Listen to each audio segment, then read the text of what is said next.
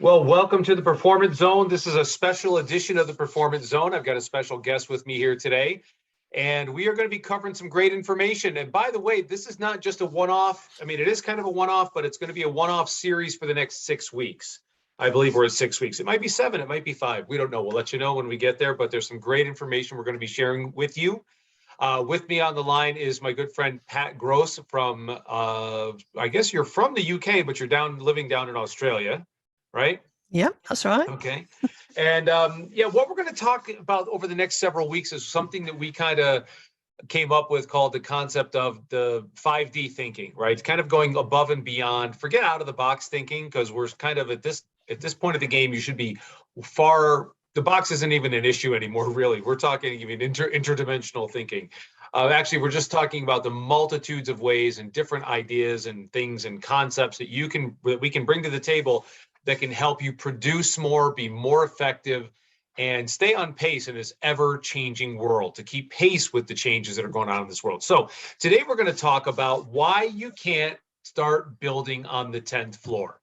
And I got some feedback from some people on that. That was, I'm sure, Pat, you probably got some of that too. And people say, what are you talking about? Why you can't build on the 10th floor?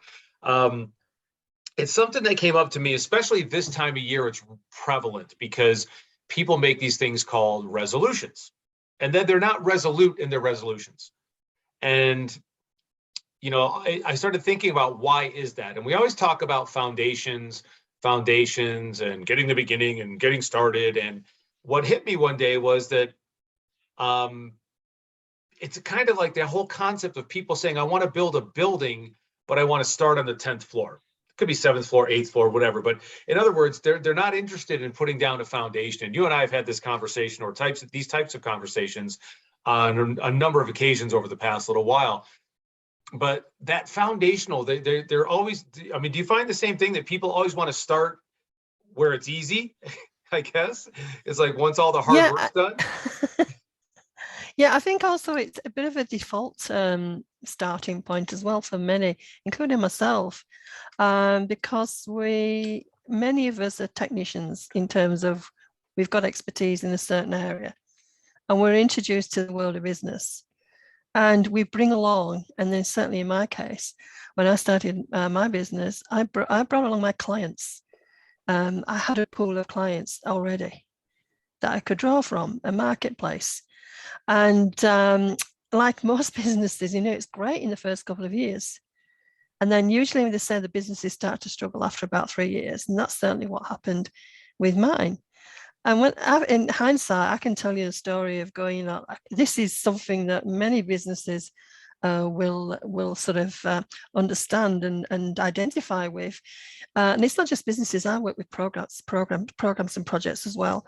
Is that you sort of don't, if you don't have a foundation in place, and we talk about what that is from my experience as well, after that 3-year mark, if you haven't done your homework, then you start and you haven't got the foundation, then the building starts to crumble. And that's where you see this high proportion of businesses that go out of business within 3 years. It's usually a high percentage. And a lot of it is because they don't have the foundations. And we fell into that trap. Now, I'm made of sterner stuff. So I went through the whole process of hitting rock bottom. And you hear a lot of presenters talk about, how they hit rock bottom. And I'm not saying it's like something you have to do in life. God forbid, just avoid it if you can. But by hitting rock bottom, getting right back down to the bottom of those foundations and rebuilding again, but this time doing it the right way. Does that make sense? Yeah, no. So basically not, and I totally get it, because so basically when you came in and started your business, you came in with a book of business. So you didn't have to do that grind, that foundational work to establish the new clientele, because you kind of brought them with you. So it's almost like having a false sense of security, right? But it's the same with I've worked with tradies before, and tradies have gone into partnership together. Did great. They brought their leads with them. The sort of energy between the different trades, so they could do more together. It was great.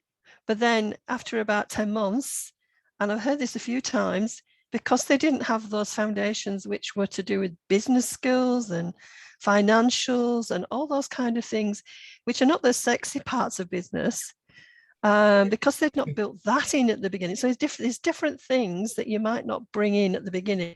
With me, it was marketing. With these guys, it was systems and processes.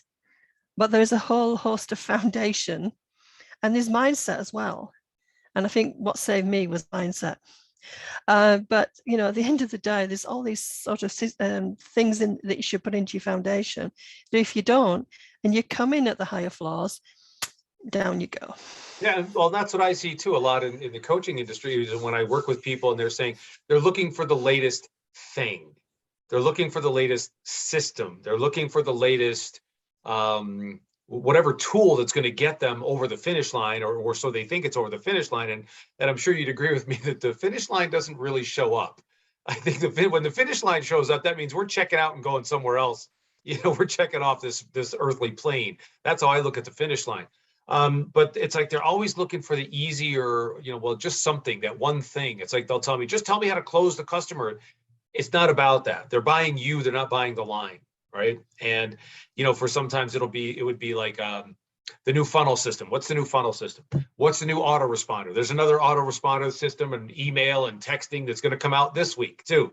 It's going to be yet another tool, and of course, it's going to have all the bells and whistles, and it's going to be a game changer. And I find that they look for that stuff.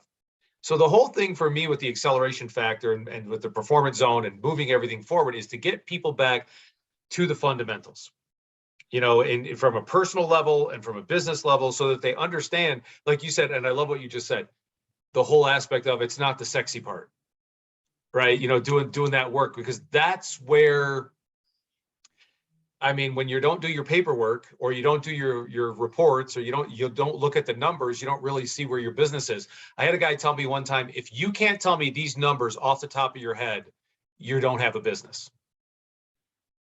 Right? And that's critical.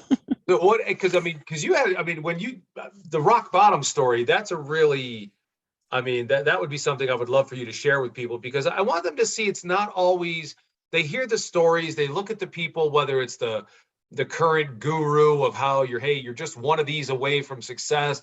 They don't see, and they touch on, I've been through their trainings to look, because I thought, hey, this is a great marketing system. And then you look and they touch on it, but they don't really get into the person who struggled. And it wasn't one, it was like 37 of them down the road, right? It was their 37th funnel that finally got them off the, 3 years into the game, that got them to where they needed to be.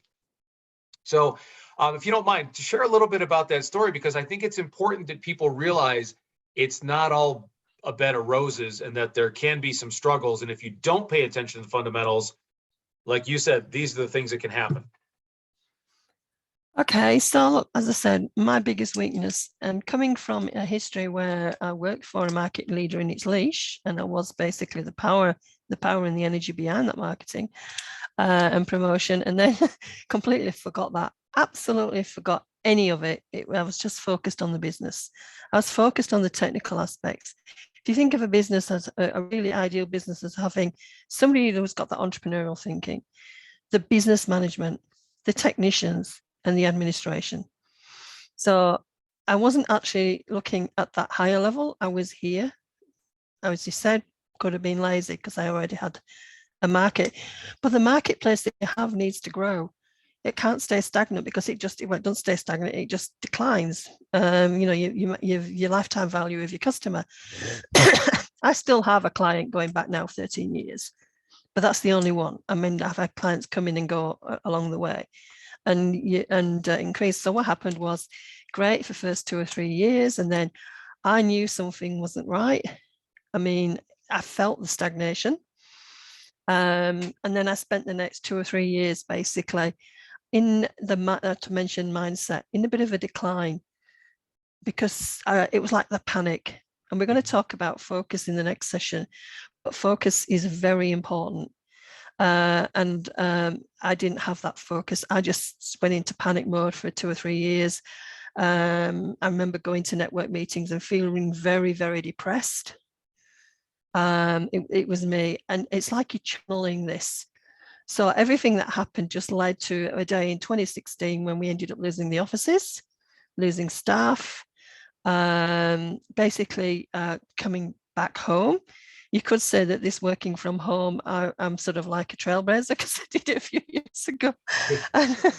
But we work from home now. Pre-COVID, right? So, yeah. But we managed it. And then I spent, because it was around about 2014, 2015, in that era, that was the era when social media started to explode. So I spent quite a bit of time actually re-educating, well, not me, just my staff as well, re-educating, as you said, looking at the latest things we should have had in place, like a CRM, your customer relationship management, the social media platforms as they came along, the Facebooks of this world, etc. And all the rest of it. And actually, they're not a key feature, but we did actually, start looking at, what we should have known on the website. We introduced from about 2014. So, all this stuff should have been in place beforehand. Well, what was available at the time.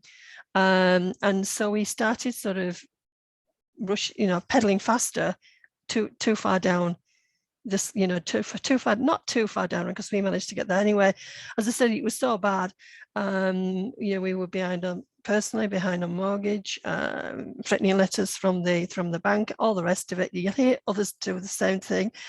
But what saved me was there were some really good people out there, mentors, people who volunteered their time to support me through the crisis. And then coming back, it sort of like changes, you refocus again your mindset. As I said, we'll talk about this in later. But I realized after I did all those 3 years that I already knew what I needed to do. What was different was the tools of the day. And that's why I'm saying to people that your systems, the software you use are tools. It's the system you've got to think about. You've got to have a customer relationship management, a database. Right. Because it's part of a system. The tools that you use, that's what you research to find the one that's the most appropriate for you. Mm-hmm. But if you're not doing all that stuff in the beginning, then it's a very hard catch up, and it could be far down the line. So yeah, we sort of we also became more strategic. Planning is something as well that it's the beginning. And I've seen people who've put some business plans in place, but they've not really been business plans. You just mentioned earlier about not knowing the results, where you want to be, and at the end of the day, that's your vision.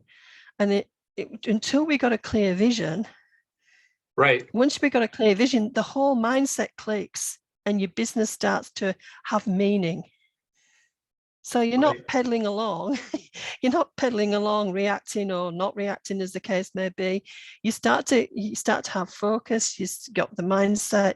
You've got the vision, and that helps you then to move forward. But I'm saying that was my journey. I mean, I really did go into the pit, and it was not a pleasant experience. A great into the pit. That has so many different connotations, but in this case, I know exactly what you mean, because. And that's the thing that I get at when you're talking about strategic planning and that sort of thing. I mean, when people have that, one of the things they miss out, I think, if they happen to do a strategic plan, that's if they happen to do it. Because a lot of people say, I have an idea, let's just go, we go sell, and they talk to their friends, they network a little bit, then they get everything going, they bring some clients with them, like you said, but then when the real down and dirty hits and they don't have those things in place because it was never planned out properly. One of the other things I think that they miss, and this is where I come in with a lot of people, is who are they in relation to that? Are you the person with the skills? Are you the person with the ability to do this? And if not, that's fine. How do you get the skills and how do you get the ability? They don't do an evaluation of themselves. They're just thinking, well, I can just plug and play. And it's never, as you and I both know, we've all been, pitched and we have some of all the different programs that are out there. They're never just as easy as they say they are, right? It's always, just get this and just send a couple emails. You're going to make all this money. It's going to be easy, right? But when you learn to do the integrations and you learn to do, I guess part of it is you learn to do all that, but you learn to embrace the change as well. People, they think they can come in with the same skill sets that they had in corporate management, which there are some things that will help them, but then they want to be the business owner or the entrepreneur. And by the way, if you're paying attention to this and you're watching this, whether it's recorded or live, I said that particularly not just because Pat and I have had this discussion ad nauseum, that if you're a business owner, you're not necessarily an entrepreneur, and that's going to be one of the sessions we're going to do over the next couple of weeks. So make sure you tune in for the difference between an entrepreneur and a business owner, because there is a huge difference. But back to the point, you get these people that come from corporate America that are, and they're very talented at what they do, and they're very good at what they do. But then when they come on to work on their own, they struggle, and they sometimes fail. And we're talking CEO type people that I happen to know personally that are considering jumping into the consulting world, but I made the comment one time, I go, what are you going to do when there's $8 in your checking account? And he was like, what? I go, what are you going to do when there's only $8 or 80 cents in your checking account? Because especially that's the one thing an entrepreneur, or the business minded, right? The business owner has to get up and deal with. They have to understand it. That's a possibility. Now, I hope it's not. I hope nobody gets down to that point. But it's one of those things that people have to understand and address. And by having a solid foundation, by doing the strategic planning, by looking at all the different possible gaps in where they might be, and understanding that those things will change. This is what I've learned too, especially over the last 2 to 3 years. These things are changing so rapidly too. So the foundational plans that they set up in January of one year might not be effective in June, because of the rate at which things are changing. What do you think about that? Well, that's interesting, because we set up our 5-year plan, and then we set up our annual plan, and then we do a 90-day plan, and we review that every 90 days. And you're right, and it's good because it's a journey. And right. you can't, I mean, come on, if you did it from January 2020, as you said, by June 2020, the whole world was changed. Oh, yeah. I mean, even in general, if you did it in 19, there would be a big difference. But I mean, COVID threw a curveball to everybody. But it kind of goes back to that, and I've mentioned this before, the book Unlimited Wealth by Paul Pilzer. And he's an economist, he's a brilliant author. And he made the comment in that book that things will change, that people will have to embrace the change. For example, college, right? As you know, Gabi's over there in your former homeland of the UK. And she's studying exercise science. Exercise science is specific to what people, to a specific career path. So there are specific things she has to learn. But a lot of things that these kids are learning, they go to school 3 to 4 years in university. By the time they get out, technologically, a lot of those things are obsolete, because they're not, technology changing so rapidly that a lot of people won't go to school for 4 years to be even an engineer, because all that stuff's going to change so rapidly. So as an entrepreneur, so if those of you that are watching this out there, to our audience, if you're a business owner, if you're going to be out there making your own way in the business world, get ready to embrace change, because it's going to move I mean, everything's on Zoom now, right? I mean, who saw that coming, right? How about and now if you're as in marketing tools, the new autoresponder systems, the new via text, also the texting systems that people are doing, how to reach people on social media, because nobody reads email anymore, right? What did they say? I was talking to somebody earlier today that said, who's the one of the Kardashian kids? I think it's the youngest one, gets paid like $1 million just to make a post on her social media, because she's an influencer. Now, what she influences, I have no idea, but the fact that they carry that much, that's the way people are marketing to the masses now, is through these social media influencers. And it's really fascinating that, as you have to factor all these things in. But at the end of the day, it comes down to, how is your foundation? Where do you have the vision? What's your vision? And one of the things I like to introduce to people is, who are you in relation to that vision? Do you have the tools? Do you have the mindset? Do you have the personal temerity and intestinal fortitude to gut it out when it gets rough? Because it's going to get rough, right? Do you have the drive? Do you have the drive? Right. The motivation, what was it? The motivation and ability. I just read a thing on 6 forces. It was really interesting. There's the personal. Do you have the motivation and the ability personally? That's number 1 and number 2. on your personal? What's your motivation level like and drive? How do you have it? Are you there? Does your goal excite you? Does the project excite you? Does it motivate you? Does it draw? Are you driven to see it to completion? Number two on that is, do you have the ability? What knowledge do you need? I was looking and I was going over my own stuff on this. Okay, from the coaching and the NLP skills, I've got all the knowledge I need. From some of the marketing, where if I don't have the skills, where can I get it? Well, this person, this person, this person, and this particular company. The second one is the third one is structural. The second one is oh my gosh, there was personal, social. Like what is in the social area? What's your ability? Right? What is your motivation in the social area? Do you have that? Is that key? And if not the ability, do you have the contacts in the network?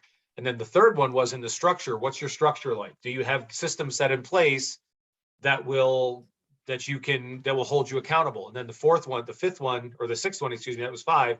The sixth one is, do you have the, if not, where can you get that information?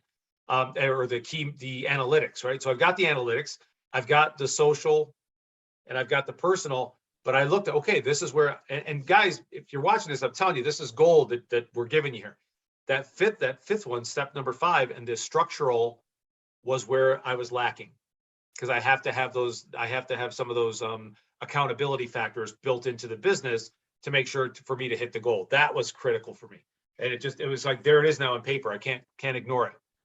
So those are the foundational things. Like, it's from the personal standpoint, you've got it. From a business standpoint, if people followed your strategy, what are the key points in your strategic planning, do you think, or what would be like 3 of the key points? I know there's more than that, but what are 3 key points that they would find in your strategic planning program?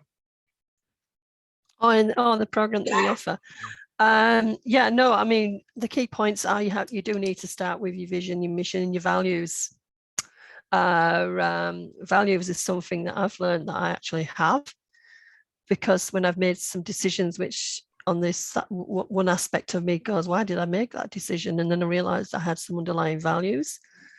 Right. If you're, whatever venture you're in, that actually influences how you're perceived, and even through your whole systems, your people, etc. They all operate to a certain level of values. So just going back to me talking about that vision and mission stuff and what you're talking about, to me, once you've got that in place, then you're giving yourself, your organization, permission to get out of the way, as in your personal stuff, and then to become quite analytical. What do we need? But yeah, because you've actually got something set in stone as the ultimate goal, you can work backwards from that. So if you don't have that, then you're led by your emotions. And that's where people go unstuck. So yeah, vision, mission, values. Strategic planning is also, I don't do it in a vacuum. I work with organizations that tend not to really do their situation analysis, what the world is like out there, what's changing, what's coming. This is my definition of entrepreneurialism, is around looking for the opportunities and grabbing them, or changes and grabbing the opportunities. So that's where that all comes into. Everybody's aware of SWOT and stuff like that. Right. But look at more about your internal as well as external environments. So do a really good step in that. Then you talk to people internally and externally. So I've got a whole process that you can actually map that, so that people don't sort of try to take shortcuts in those terms. And then that leads to those, what is your goals? What are your strategic priorities for the next 3 to 5 years? I say, look, 3 years is a long time. 5 years is okay in a stable environment. But yeah, and also your goals are like milestones along the way to achieving your mission vision. So you don't have to get to there in 5 years. Your vision can be way out there, so you don't overstress yourselves. But you are, success breeds success. So every milestone you achieve, you're getting closer to that vision. Right. The goals are the markers, right? They're just little markers along the way. Don't stress out about it. Yes. You're going to hit some. You're going to hit some early. You're going to hit some fast. You're going to hit some that take longer. You're not going to make some in the time you thought you were going to. but they're just steps along the way. And again, I think part of it is with the social media, with the smartphones and all these wonderful tools that we have that are, but I think it's brought us to like what I like to call the microwave mentality, right? Where everybody has to have everything now, right? They want to lose, I want to lose 30 pounds before my wedding. Well, when's your wedding? Next month. Well, yeah, you got 30 days. Sorry, that's unless you want to go for some liposuction or something of that nature. But then again, that's one of those things where, it's kind of like cheating. I was having this conversation with somebody at the gym. They go, well, is it really cheating? I go, well, yeah, you're not changing habits, right? Because there's those personal things that people have to change as well. So, but that's amazing. So in your strategic planning, you touch on the mindset, you touch on the actual business structure, you touch on the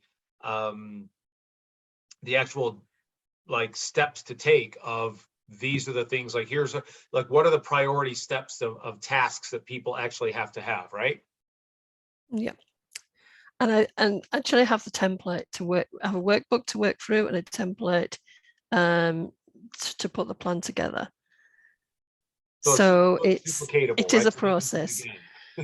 Yes, and look, the bigger the organization, the more has to be some ownership at the top, and the top is usually boards as opposed to individuals. The strategic plan for somebody, like my business is very, very small in terms of input, people Right. contributing.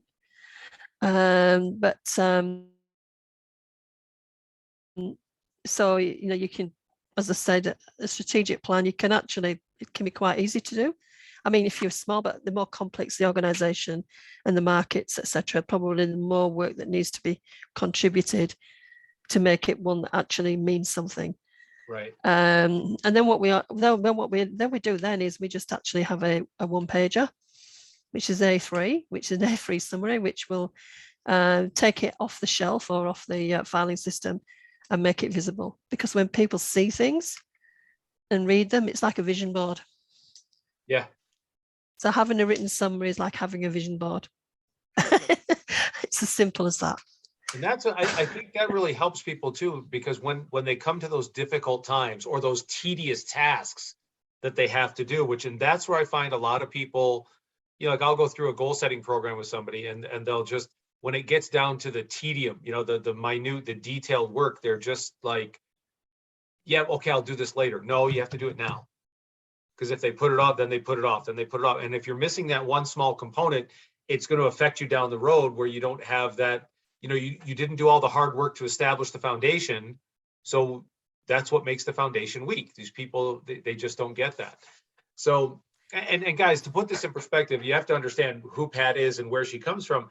Coming from the UK, I can let you talk about your UK background, but in Australia, she's the premier grant writing specialist. She deals with large organizations, helping people recover from the bushfires at any and all levels of grant writing, grant, proposals, etc. Whatever, I guess, what's the preparation, the administration, you hit it on all different levels, right? I mean, as far as what they're doing with their grants.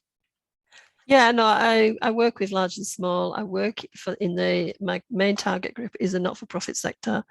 I work in the community development, designing projects and running projects. So there's a lot of entrepreneurial stuff happening. I identify and work with people and organizations who have got that vision and really need that energy. Well, they've got the energy, they just need somebody to help them to achieve it. And some of my clients have actually gone on to win awards because of it. But it's been great and rewarding because you take that idea and you run with it, and you achieve the success you're looking for. And it's all strategic. I mean, otherwise you wouldn't get the results. Back in the UK, I worked in a university unit in a department that actually promoted how to get money out of Europe. We used to do a lot of work taking politicians, teachers, the general, not the professionals over to Europe, over to Brussels, and introduce them to the institutions. So we did quite a work, and one of the things I used to do was actually read the, I call them the pink sheets, the daily newsletters coming out of Brussels agencies about latest development in policies, looking for the opportunity. Once something becomes a formal document, a policy document, the funding follows. So that's when we would jump in there and organise conferences for the UK and international audiences. Yeah, I mean, so I remember you told me it was that was in Edinburgh, wasn't it? The real big, that was like for the whole of Europe? Yeah, we did the regional summit back in 1992. That was when UK had the presidency of the European Union. And usually there's there's the heads of state event, and then there's one that's for the mayors of Europe. And we were part of the organisation team for that particular one. Up in Edinburgh back in 1992, as you say. So yeah, that's one of many. But we didn't actually. We ended up in a market, and it wasn't actually what we set out to do. We were actually set up to provide support for small businesses in the run up to the single market in 1992. So the benefits they could get out of it. But we found that our market was not the small businesses. Our market was everybody but. It was the colleges, the universities, it was the public sector, it was the voluntary sector. So we built from that foundation. We built. So that's an interesting one, because I actually thought about, if you don't mind, what would go in those foundations apart from the mindset, and which is really strong, and it's basically what's put it all together. Sure. But I thought, okay, so what would you build on those 9 floors, so to speak, and you got the foundation at the bottom. But for me, I've already mentioned that you've got to build in marketing from the word go. You can't just rely on the market that you've got. You've really got to go out there. Then you really don't have a business. You don't have a business, or your business becomes a lot smaller very, very quickly. You've got to have, as you've been pointing out, you've got to have your systems in place, and those systems, as you say, you may be looking for the latest technology. I say, okay, again, the technology is the tool. You've got to have the tool that works for you. So right. If you want a CRM, there's plenty of CRM retailers out there who can modify. But in the end, what I did, I used my Access database skills and created my own. But it worked for me. So, but what I didn't do at the time, I didn't have that database. I mean, I might have had a Filofax or something with the names of our clients, but it wasn't. It's about capturing leads and how you work with them, and etc. Because that's the next step is networks. Again, I had a network, and businesses have the networks when they come in. But if you've got to think about, we work across Australia, for example. So our networks had to change, and every year, this time of year, I look at the networks that I'm a member of, and I decide, do I want to be a member of this network, or do I need to change to another network? So it's return on investment, etc. And you have to actually, people go to networks and they think, or meetings, and they go, oh, we haven't got anything out of this within the first 5 minutes. You know what I mean? You've got to persevere in networks, because networking was what actually gave me that rebound after the crisis. So wouldn't it have been really good if... Yes. Well, with me to give you a lead. Yes. And in this case, believe it or not, it was a Jewish newsletter.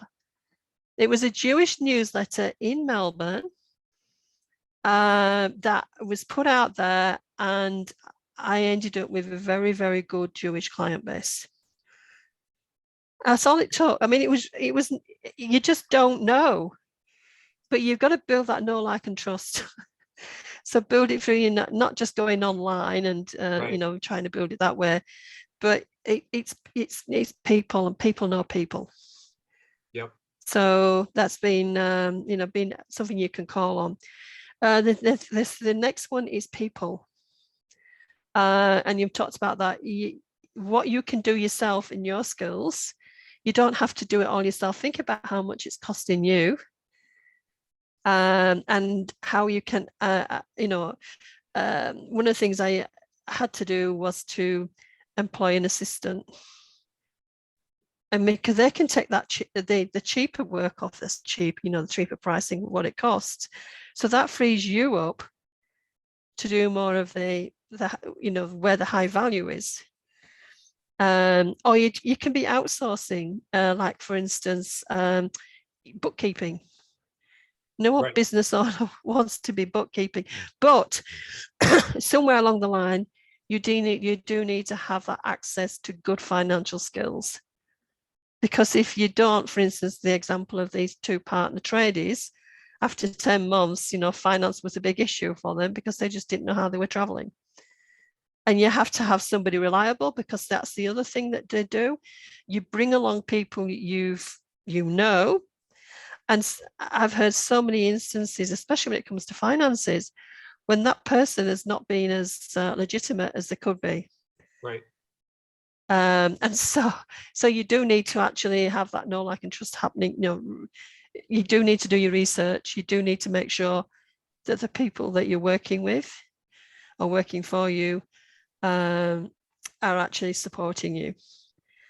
So again, as I said, the foundations that I've seen fall apart is when you bring people along with you, but they're not necessarily the right people for the job. Because sometimes when they do, and that's the thing, when people go out on their own, they start a business, they're building something, and they bring in people who are friends and family, which is fine if you want to do that, but are they the right friends and family? Like my brother-in-law, if I wanted somebody to do a certain like leadership, structural, managerial role, he's ideal because number one, he's German, right? He's born to German parents, so he's got that mentality of everything has its place, and he's very efficient, and he's very thorough, and he's great at stuff like that. Other areas, I wouldn't want him in that position, right? But that's the thing, though. And with today, as you're mentioning all that, it's beautiful. It's kind of a thing. It's a scary thing, but there's also so much support through technology, through apps, through different programs, through virtual assistants, right? The VA is a real big thing right now that you can get very cost effective, that that you can apply in your business when you need to start spreading out. There's all kinds of different tools out there now, but you have to do your research, make sure it's a good one, but also know when it's time to make that move and say, where am I? Where is it? What's the best use of my time, right? Yes. So and that's part of understanding and staying true to that, because people think that once they build up, they have to have this big super role. No, your job is still your job, driving revenue. For example, in my business, driving revenue. As I bring on somebody to help over here, that's not their job, that's my job. Their job is to keep me doing my job. Yeah. And the way that you can justify it to yourself is consider the return on investment. As you said, especially if you're a bit tight with your money, or you're coming from that fear factor. But yeah, no, look at the return on investment, and it doesn't have to be direct. It could be, as you said, if you've got an admin assistant, look, they can, and for us, they help with projects, right? So that's great, because like some of the project costing can go down to that level. But what they're doing is, because we've got those assistants in place, as said, the value to you is part of the ROI as well. So I always start thinking on that. Even things that you invest in, like for instance, the foundations they're talking about you, is that education, continual education. Now that I don't know about how have you observed this. I come from an education and training background. I was the Regional Education Development Officer for adult education in North East Victoria, great big region, for a few years. So I was very sort of familiar with the registered training, the formal qualifications, the non-formal qualifications. But one of the sort of like the areas of mystery was actually training businesses. How do you get to businesses? Now, you can get to them for first aid and all those compliance type things, but it's like even in the UK, as I said, we found out businesses weren't our niche. So it was always interesting. But I found since starting a business of my own, that there is a lot of education, training, professional development available to businesses by businesses.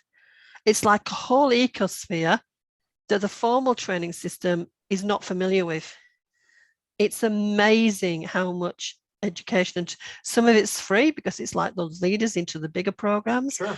But you know, I'm saying that if you're starting your journey, then just access what you can.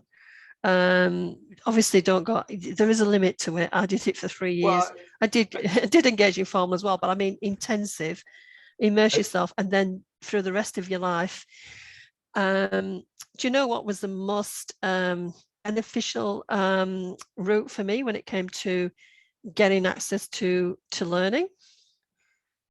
no, which one? Mr. Kindle.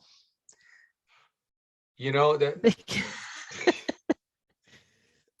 I can see that. I can see that, because the thing I want to point out too is that if you go back to kind of bring it back home as we start to get close, we're getting close to time to wrap up here, is that if we go back to the foundation of having a vision, of understanding where it is, what's your mission, right? What is your, where's your focus going to be? But have that vision, the goals, the objectives, know where you're going, lay that foundation down so that you understand what this whole thing's about. You know where to look for education, you know where to look for help, because there's no way in the world, as somebody who used to have the Encyclopedia Britannica when I was a kid, and I had to look it up in the encyclopedia, there's no way that people can say they just don't have the information today, because it's everywhere. There's information everywhere, and some of it's good, a lot of it's good, and a lot of it's garbage. So you have to find out what's going to work for you guys, and part of that goes around having a plan. Pat, real quick before we wrap up and go, because I mean there's so much, and we're going to be here again next week, same time, guys. There will be a different link, because I did not make this a permanent link, but we'll have a different link up that'll carry us through the next few weeks.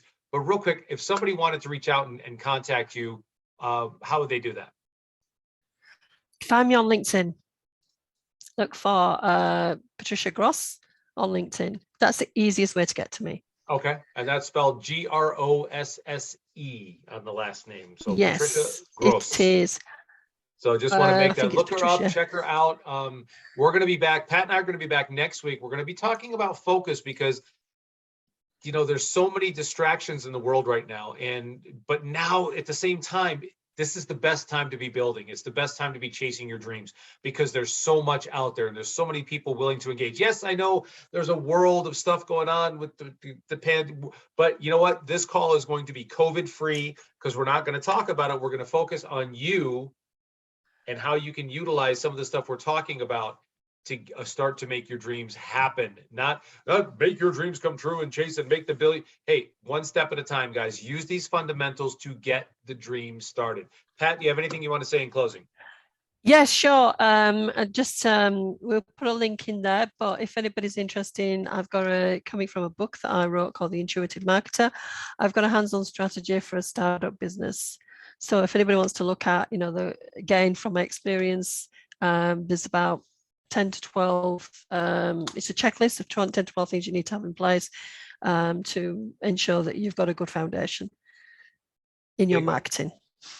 And there you have it. So we'll be back here next week at the same time, which I think is 10 a.m. in Australia, and it's been 6 p.m. here on the East Coast, 5 Central, 4 Mountain, 3 Pacific, for those of you that are counting. Remember to put everything you have into everything you do, because the best is yet to come. We'll see you next week.